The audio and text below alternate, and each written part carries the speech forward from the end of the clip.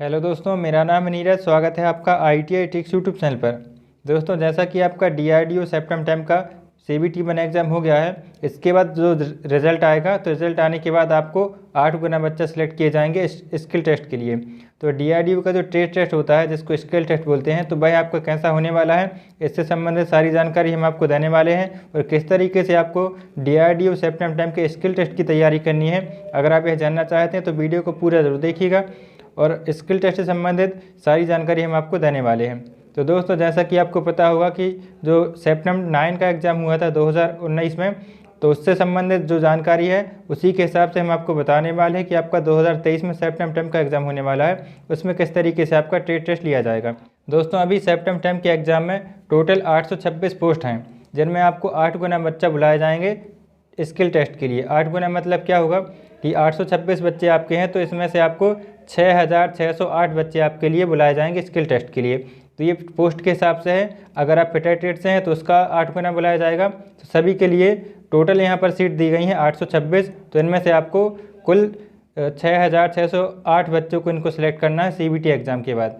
तो इसमें जो भी कट ऑफ बनेगा, तो अगर आप कट ऑफ से ज़्यादा नंबर लाते हैं तो आप क्वालिफाई माने जाएंगे CBT1 एग्ज़ाम में और आपको ट्रेड टेस्ट के लिए बुलाया जाएगा। और 2019 में जो एग्ज़ाम हुआ था उसमें आपको 12 गुना बच्चे बुलाए गए थे। मतलब अगर आपका एक सीट थे तो एक सीट पर 12 बच्चे बुलाए गए थे ट्रेड टेस्ट के लिए। और इस बार क्या नियम बदल दिया गया है, इस बार केवल 8 गुना बच्चे बुलाए जाएंगे।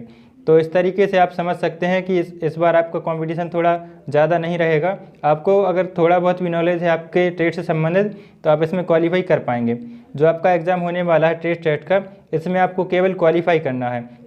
यहाँ पर आप कोई भी नंबर नहीं दिए जाएंगे और ना ही इसका कोई नंबर होता है। अगर आप थोड़ी भी नॉलेज रखते हैं अपने ट्रेड से संबंधित तो आपको वहाँ पर केवल क्वालिफाई करना है और जो भी इसका सिलेक्शन होगा वह आपके नंबरों के हिसाब से ही होगा।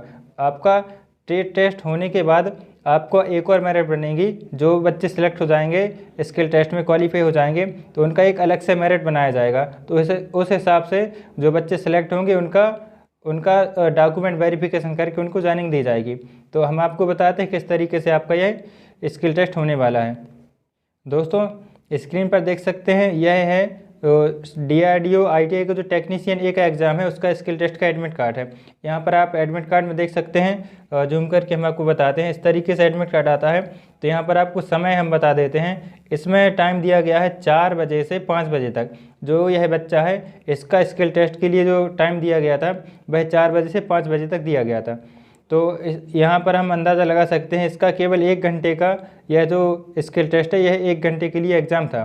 तो अगर आप फिटर इलेक्ट्रीशियन ट्रेड से हैं तो आपके लिए ज़्यादा समय भी हो सकता है, लेकिन जो कोपा वाले बच्चे होते हैं या वेल्डर वाले होते हैं तो उनके लिए बहुत ही कम समय दिया जाता है, क्योंकि उनका जो प्रैक्टिकल होता है वह बहुत ही जल्दी हो जाता है। तो इसलिए उनको कम समय मिलता है, 1 घंटे का टाइम मिलता है।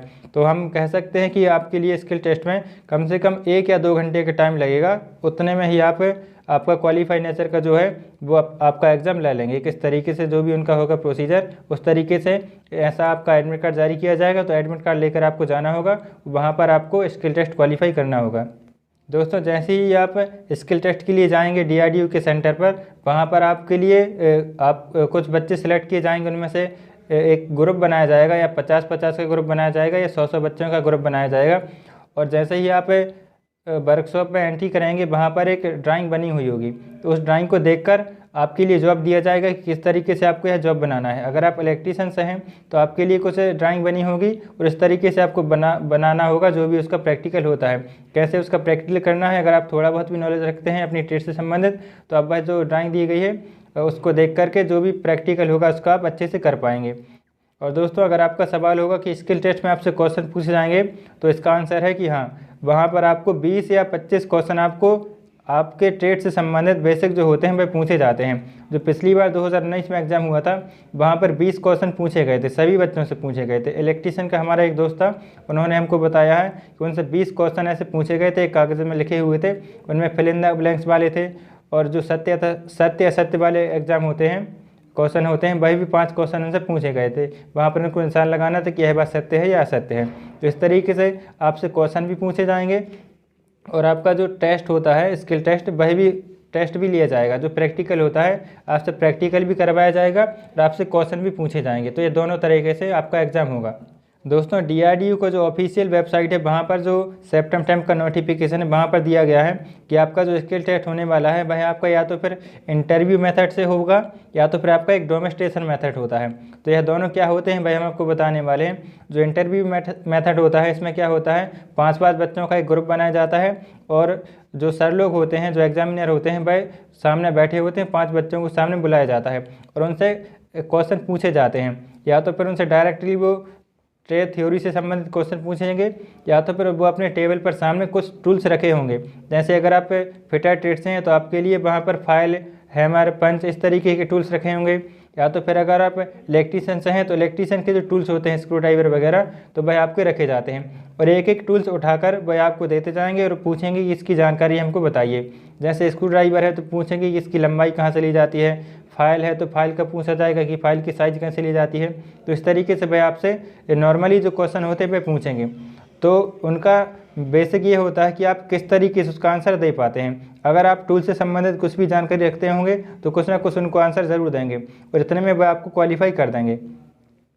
और दोस्तों जो कोपा वाले बच्चे होते हैं, जो कंप्यूटर ऑपरेटर से हैं, उनका स्किल टेस्ट कैसे होता है वह हम आपको बताने वाले हैं। तो जो पिछली बार जो हुआ था 2019 में, वहाँ पर ऐसा नहीं था कि आपको टाइपिंग करनी होती है।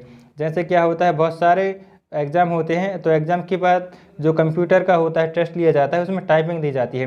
बहुत सारे वहाँ पर एक लेटर दिया जाता है, उसको टाइप करना होता है, वहाँ पर आपकी टाइपिंग स्पीड देखी जाती है। तो कोपा में आपका जो डीआरडीओ में स्किल टेस्ट होने वाला है इस तरीके का नहीं होगा। वहाँ पर आपको टाइपिंग से संबंधित ऐसा कुछ ज़्यादा नॉलेज की ज़रूरत नहीं है। अगर आप थोड़ा बहुत भी टाइपिंग करते हैं, अगर आपने कंप्यूटर से आईटी की है तो आप इसको क्वालिफाई कर जाएंगे। थोड़ा बहुत भी अगर आपको टाइपिंग आती है तो इतना आप कर ही सकते हैं। और अगर आपको वहाँ पर क्या होगा, कंप्यूटर रखा होगा तो कंप्यूटर को जो सीपीयू होता है उसको खोल कर रखा जाता है और वहाँ पर कुछ भी एक टूल्स, उसका जो भाग होता है सीपीयू का, कोई भी उस पर वो हाथ रख के बताएंगे इसका क्या नाम होता है, इसका क्या काम होता है, इसके लिए कैसी सप्लाई चाहिए रहती है। तो हार्डवेयर से संबंधित भी आपसे वहाँ पर डायरेक्ट सवाल पूछे जाते हैं। तो ये हो गई बात। अब इसके बाद क्या होता है, आपके लिए एक एग्ज़ाम का पेपर दिया जाता है, उसमें कुछ क्वेश्चन लिखे होते हैं और उन क्वेश्चन को आपको कंप्यूटर पर सॉल्व करना होता है। जैसे आपका आईटीआई का प्रैक्टिकल का एग्ज़ाम होता है, जो भी आप प्रैक्टिकल में करते हैं वैसे आपको क्वेश्चन दिए जाते हैं। इसमें क्या होता है कि जो सॉफ्टवेयर होता है उसको कैसे इंस्टॉल करना है कंप्यूटर में, ऐसा आपको क्वेश्चन आ सकता है। या तो फिर एक्सेल में कैसे फार्मूला यूज किए जाते हैं, तो एक्सेल में आपको फार्मूला से संबंधित क्वेश्चन आ सकते हैं।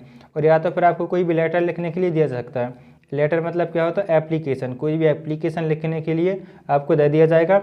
और अगर आप इसको थोड़ा बहुत भी कर पाते हैं तो आपके लिए क्वालिफाई कर दिया जाता है, क्योंकि यहाँ पर जो है ज़्यादा बच्चों को ये डिस्क्वालीफाई नहीं करते हैं, क्योंकि इनको डिस्क्वालीफाई करने के लिए आपको मेरिट के हिसाब से भी आपको छांट सकते हैं। अगर आपके कम नंबर हैं तो आप वैसे भी यहाँ पे इससे जो फाइनल मेरिट है उससे बाहर हो जाएंगे। अगर आप थोड़ा बहुत भी मेहनत करके जाते हैं स्किल टेस्ट के लिए तो आप पक्का से इसका जो टेस्ट का जो एग्ज़ाम है वह क्वालिफाई कर पाएंगे। और दोस्तों अगर आप इंतज़ार कर रहे हैं कि आपका जो स्किल टेस्ट कब होने वाला है, तो अभी तो इसका रिज़ल्ट आएगा। तो रिज़ल्ट आने के बाद करीब 1 या 2 हफ्ते का टाइम देगा और आपका एडमिट कार्ड जारी कर दिया जाएगा और वहाँ पर आपको इसकी डेट भी दी जाएगी और पता भी दिया जाएगा कि कहाँ पर आपका स्किल टेस्ट होने वाला है, किस डेट को होने वाला है। तो संभावना हम मान कर चल सकते हैं कि मार्च में इसका स्किल टेस्ट हो जाएगा। तो आप अपनी तैयारी कर दीजिए स्टार्ट। अगर आपके लिए कोई भी संसाधन की कमी है, कुछ भी आपके लिए होता है, आप अपने आईटीआई में जा कर के स्किल टेस्ट की तैयारी कर सकते हैं। या तो फिर आप यूट्यूब पर देख कर भी, अगर आप थोड़ा बहुत समझदार हैं तो अच्छे से आप यूट्यूब पर देख लीजिए और समझ जाइए कि आपको कैसा स्किल टेस्ट होने वाला है। तो मार्च में इसका कह सकते हैं कि मार्च के फर्स्ट वीक में या सेकेंड वीक में आपका स्किल टेस्ट हो जाएगा। दोस्तों इलेक्ट्रीशियन का जो स्किल टेस्ट होता है तो आपको वहाँ पर क्या पूछा जाता है, पिछली बार जो इलेक्ट्रीशियन का हमारा दोस्त है उसने हमको बताया था कि उनको कुछ बनाने के लिए दिया गया था। उसमें क्या था, आपको सोल्डरिंग से संबंधित एक प्रैक्टिकल दिया गया था। वहाँ पर आपको सोल्डर, आयरन और भी जो उससे संबंधित टूल्स होते हैं वह आपको दिए गए थे और आपको सोल्डरिंग करनी थी। और जो टूल्स होते हैं इलेक्ट्रीशियन में, छोटे छोटे इक्विपमेंट होते हैं, उनके लिए असेंबल करना था। तो जो भी उनका प्रैक्टिकल है, अगर आप इलेक्ट्रीशियन हैं तो आप समझ सकते हैं हम क्या कहना चाह रहे हैं। सोल्डरिंग करना आपको अच्छे से आनी चाहिए।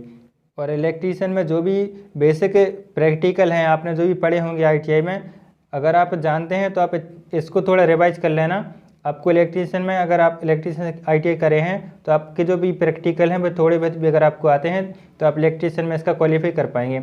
और वेल्डर वालों के लिए क्या होता है, वहाँ पर आपको 2 प्लेट दी जाती हैं, उनको जोड़ना होता है वेल्डिंग के द्वारा।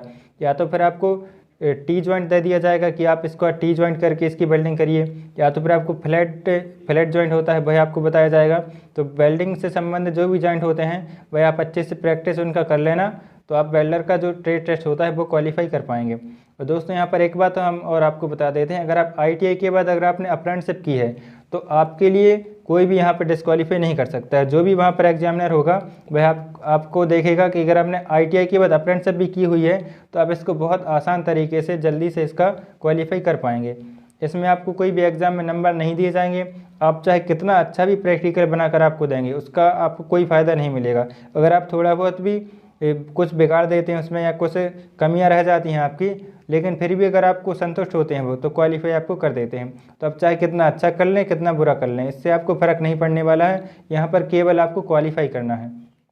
और दोस्तों यहाँ पर जो हमने आपको सबसे पहले बताया था कि आपको 1 या 2 घंटे का टाइम मिलेगा, लेकिन अगर आपके लिए एग्ज़ाम में जो बच्चे होते हैं वह ज़्यादा बच्चे पहुँच जाते हैं या उनके पास संसाधन नहीं होते हैं तो वह आपके लिए ज़्यादा समय भी दे सकते हैं। जैसे अगर आपका एग्ज़ाम 4 से 5 का था तो अगर आप उनको लगता है तो वह आपको 5 बजे से 6 बजे तक भी आपका जो स्किल टेस्ट करवाया जा सकता है। जैसे अगर किसी के लिए 1 घंटे का है तो वो 1.5 घंटे का समय भी दे सकते हैं अगर उनको लगता है तो आपको ज़्यादा चिंता करने की ज़रूरत नहीं है। आपका जो भी टेस्ट है वो अच्छे से आप तैयारी कीजिएगा। दोस्तों एक और सवाल था कि DRDO के बारे में तो नहीं पूछा जाता है, क्योंकि DRDO का एग्ज़ाम है तो यहाँ पर इंटरव्यू में उसके बारे में, जो DRDO कंपनी है उसके बारे में तो नहीं पूछा जाएगा। तो ऐसा कुछ भी नहीं है। यहाँ पर क्या होता है कि DRDO की कौन सी मिसाइल लॉन्च की गई है या इसका मुख्यालय कहाँ पर है, कौन इसका अध्यक्ष है, इसके बारे में बताइए। इस तरीके के आपको क्वेश्चन नहीं पूछे जाएंगे, आपको केवल आपके ट्रेड से संबंधित ही क्वेश्चन पूछे जाएंगे। तो आपको ज़्यादा चिंता करने की ज़रूरत नहीं है। अगर आपका कोई भी सवाल जवाब रह जाता है तो आप कमेंट में लिख देना, हम आपको पूरा इसका डिटेल में आंसर दे देंगे। और आप जिस भी ट्रेड से रखते हैं, आपने जिस भी ट्रेड से ITI की है, आप उस ट्रेड में अगर क्वालिफाई हो जाते हैं DRDO के लिए तो आप कमेंट में लिख देना, हम आपको उसका प्रॉपर वीडियो बना कर दे देंगे उस ट्रेड से संबंधित कैसे उसका स्किल टेस्ट होता है। तो मिलते हैं अगली वीडियो पर, तब तक के लिए आपका बहुत बहुत धन्यवाद।